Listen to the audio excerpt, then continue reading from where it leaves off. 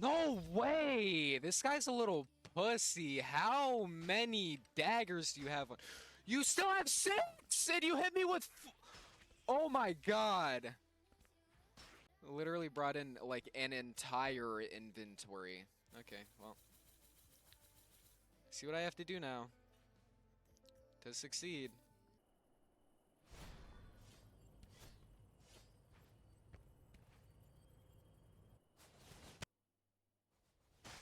Oh shit. Damn.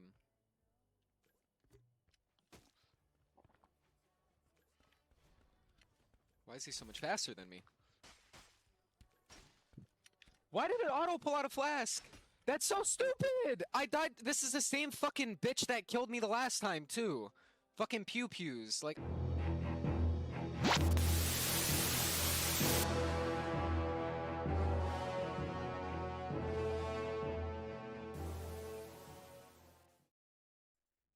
Hello everybody and welcome back to Dungeonborne TV. Today we have a Swordmaster guide for you.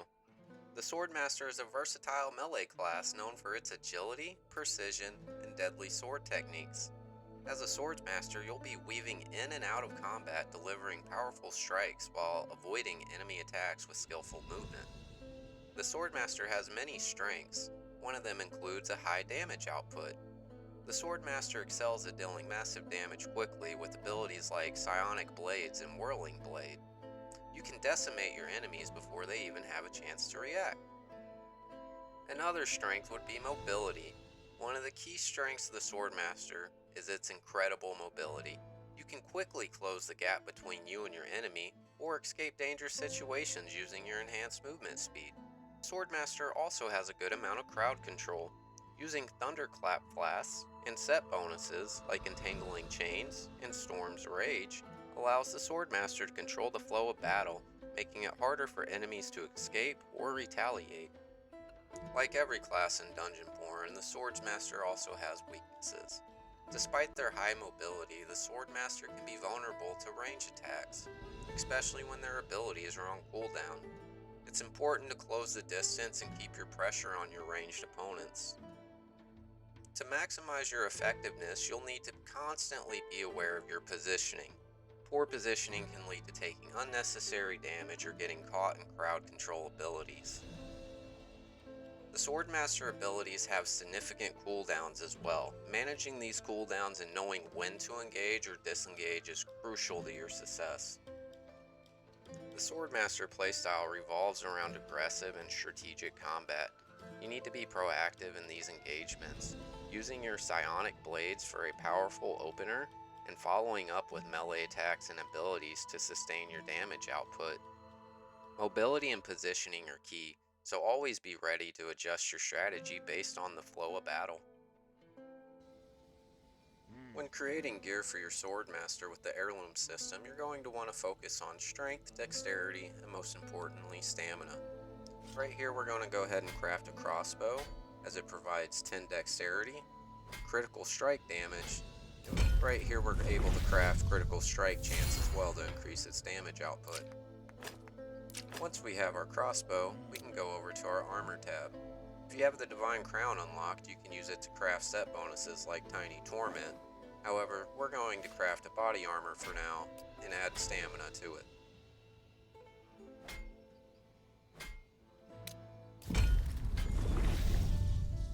Now that we have our body armor, we can go over to our accessories. If you have the moon pendant, you can use it for Tiny Torment. However, for now, we're just going to use the stamina necklace with dexterity.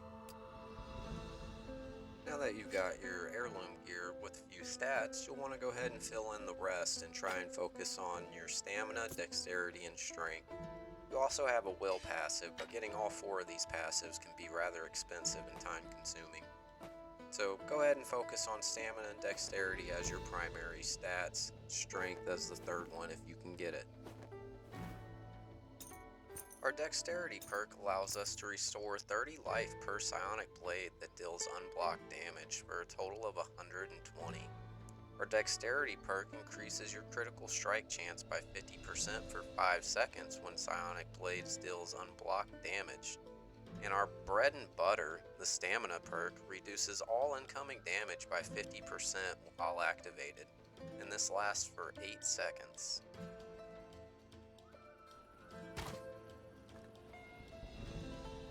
Now that you have an understanding of how the Swordmaster works, we're gonna sit here and watch this fight against the Death Knight. In this fight, things didn't really go my way, but we still managed to beat him, so let's see how.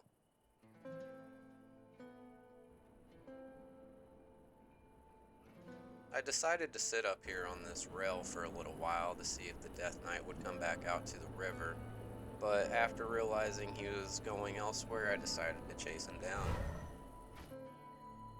As we approach the Death Knight, I can hear that he's still underneath me, and he's also fighting a monster. So I'm looking around trying to find him, and you'll see that I missed this crossbow shot right here. I should have stayed up here and reloaded my crossbow before jumping down, but I was a little cocky and thought I could do it. And he blocks all 4 of my swords. I also missed my thunderclap flask, and he hits his pole ability. I immediately hit my whirling blades to reduce all incoming damage by 50%. I aggro the werewolf behind me, and I hit a potion. I'm running. I do not want this fight anymore. He has full advantage. I did very little damage to him, and he wins. So here we're going to run away, and we're going to hold these stairs with the thunderclap flask while I'm using the potion to get passive heals. In hindsight, I probably had enough time to use a bandage right here, but we did hit the thunder flask, and we're going to run up these stairs right here and reload our crossbow. I'm still not ready to fight, and I wanted to hit a heal right here and potentially go invisible, but I heard him come up the stairs, and he's very close to me still, so I jump away, charge some more swords, and every single one gets blocked again. My ability's on cooldown. I still don't want this fight. I hit an invisible wall trying to run away, which helped me a lot. I've missed this thunder flask, and I'm still just running. Hit a potion for some passive heals. I missed this crossbow. I'm trying to gain any advantage in this fight I can right here. I use this pillar to stop myself from getting pulled directly to him, and then I come over here to aggro Cyclops to see if he'll get in the way or potentially hit him for me. In that first engagement, I got a charge attack and 2 other attacks. I've also hit a thunderclap, and I'm ready for this fight. I know he's about half HP, and I win. I hit a whirling blade to reduce any extra damage, and walk away the winner. However, there's always a rogue. Those dirty little rogues, you gotta look out for them. During this next fight against the Death Knight, a couple of things went wrong as well. There is a tracking on your psionic blades, and unfortunately for me, mine decided to track onto a headsman instead. So let's go ahead and let this play out and see what happens. We can see the Death Knight in the river down here. We're on top of Cyclops, just observing the area, keeping track of all the players. And let's go. We're like, this is an easy kill. And not so much anymore. He uses his pole really early, and this is a thunder flask. He's hit me a few times, but he's also blocked my swings. I've hit him a few times, so we're about even right now. Both playing cooldowns on our abilities. He's able to block my crossbow and not get hit by that headsman. Right here he gets a parry and he hits me hard, and I realize he hits me twice, I die here. So I reposition, back up, and throw some more psionic blades since I realized they came off the cooldown. And anytime you manage to get a kill, make sure you immediately hit a potion or a bandage. And right here in the river you saw I was looking up above my head, because a lot of players will sit up there and jump down on you, and you don't want that to happen. After I loot this guy, I immediately run over to the rogue that I shot a crossbow at the beginning of the clip.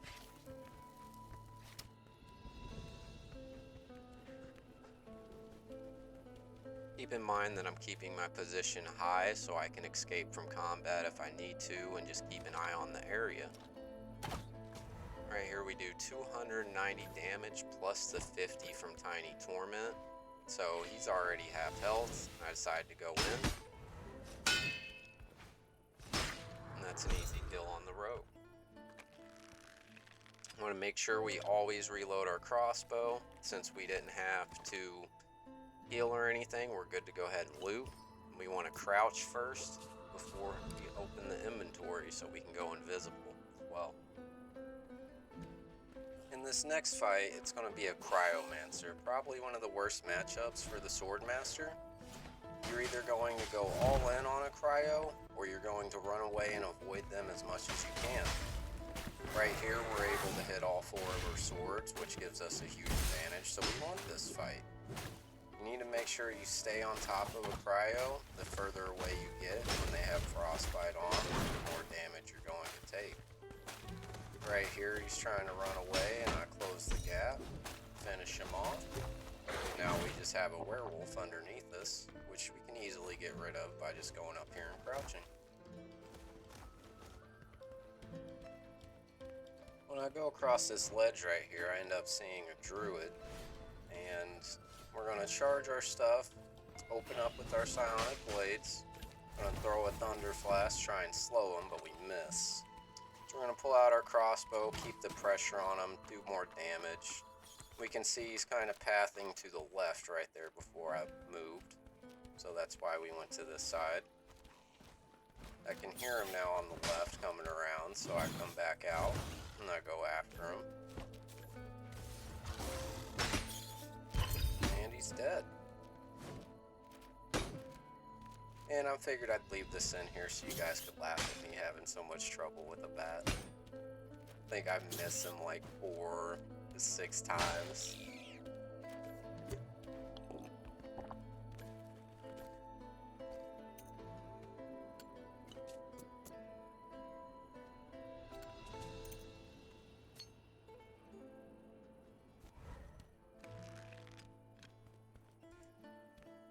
As we're leaving this druid, I look at the mini-map and I see somebody opening a portal in the tower up here, so I'm running this way. I want to see if I can intercept in time, but it's pretty unlikely. As I go in, I look around the bottom to make sure there's nobody down low, and as I look up, I see a Swordmaster jumping away. He gets finished off with the thunderclap, and I see a rogue up on the stairs with the crossbow out. I jump, crouch, and move away to avoid the crossbow, reposition to avoid the thunderclap and go in on him. I have an advantage here, and he knows it, so he's running away. I keep the pressure on. Unfortunately, we missed that thunder, but it doesn't matter.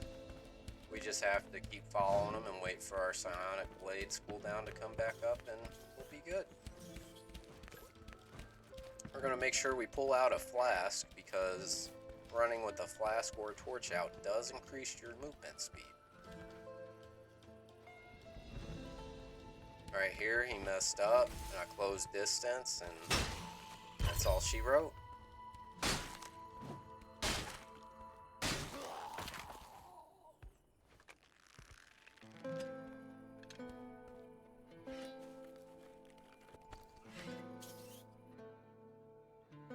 Now that our video is coming to a close, let's go ahead and recap everything that we've learned today. For our stats, we're mainly going to get stamina, dexterity, and strength. Will is also a good perk to get if you can afford it. For our combo attack, we're going to open fights with psionic blades, followed up with a thunderclap flask, just so we can close the distance on anybody should they be far away. Once we get close to them, we can use our whirling blades and use any charged attacks to break through defenses and just engage in melee combat. For resource management, you always want to try and use a potion before fighting, and whenever you kill a player, you also want to make sure your health is full. That way you're always ready for a third party to come around the corner and try and take your loot. You want to make sure you're using your racial passives to ambush players, and lose monster aggressions. When you crouch and sit still for 3 seconds, you become invisible. This can be extremely powerful. If your opponent blocks your psionic blades, reset the fight until you gain an advantage. You will lose this fight most of the time if they block. When facing a cryomancer, you need to take them out quickly or avoid them. You definitely want to have a potion on, and you want to stay as close to them as possible because they do more damage the further away you get from them. Make sure you're utilizing your charge attacks to break through enemies' blocks. If you break through a block with a charge attack, you'll be able to hit them 2 or 3 times before they can block again.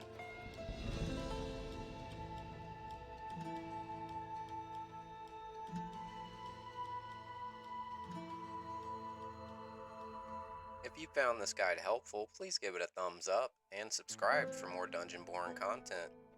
Be sure to share your own Swordmaster tips and make sure you make fun of me for not being able to hit that bat in the comments below.